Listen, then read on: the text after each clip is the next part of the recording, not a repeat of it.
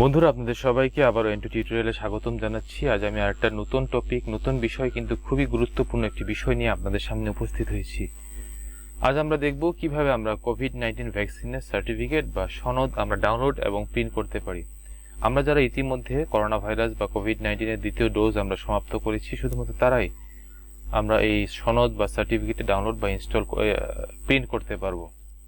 তার আগে বন্ধুরা, আপনারা যদি এখন পর্যন্ত আমার চ্যানেলটি সাবস্ক্রাইব করে না থাকেন, তাহলে প্রথমে সাবস্ক্রাইব করুন, লাইক করুন এবং কমেন্টস করে আমার চ্যানেলের সাথে যুক্ত থাকুন। তাহলে চলুন দেখি বন্ধুরা কিভাবে আমরা কোভিড-19 ভ্যাকসিনের সনদ বা সার্টিফিকেট ডাউনলোড এবং প্রিন্ট করতে পারি। আমাদের প্রথমত যে কোনো একটি ব্রাউজার আমাদের ওপেন করতে হবে এবং অ্যাড্রেস বারে আমরা surakha.gov.bd লিখব।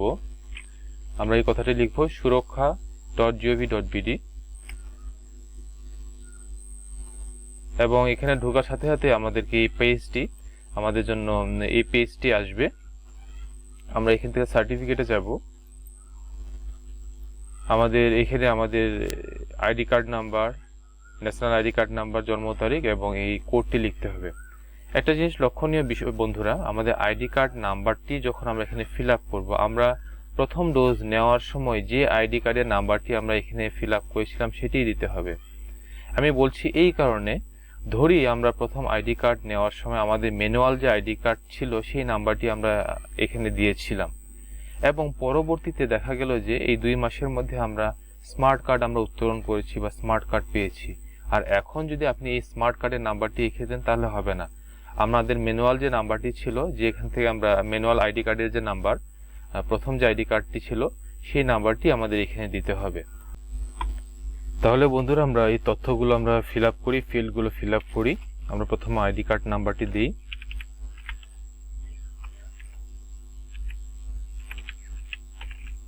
আমরা জন্ম তারিখ আমরা দিব আমাদের আইডি কার্ড অনুসারে,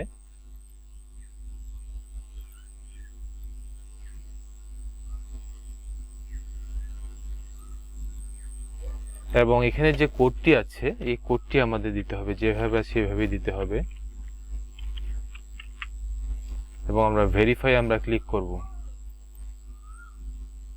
আমরা দেখতে পাচ্ছি পরবর্তী স্টেপে আমাদের আসছে, এবং এখানে আমাদের প্রথম ডোজ নেওয়ার সময় যে আমরা মোবাইল নাম্বারটি আমরা ফিল আপ করেছিলাম, যে মোবাইল নাম্বারটি আমরা দিয়েছিলাম, সেই মোবাইল নাম্বারে একটা কোড যাবে। সেই কোডটি আমাদের এখানে ফিল আপ করতে হবে, এবং তা করতে হবে আমাদের 5 মিনিটের মধ্যেই।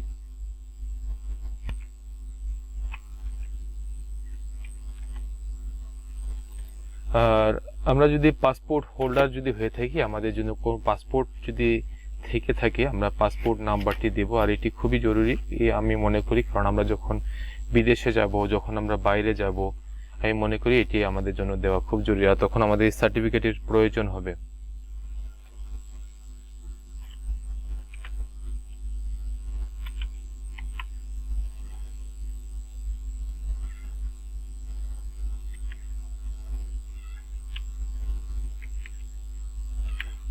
আর এটি বসানোর পর আমরা সাবমিটে আমরা ক্লিক করব। আমরা আরেকটি বার আমরা পাসপোর্ট নাম্বারটি আমরা মিলিয়ে নেই,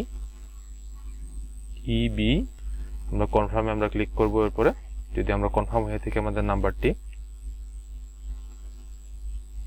এরপর আমাদের ডাউনলোড সার্টিফিকেট আমাদের ক্লিক করতে হবে।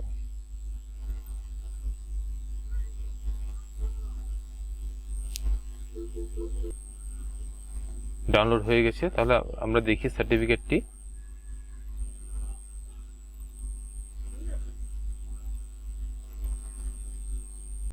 বন্ধুরা, এটি হচ্ছে আমার কোভিড-19 ভ্যাকসিনের ডাউনলোডকৃত সার্টিফিকেট।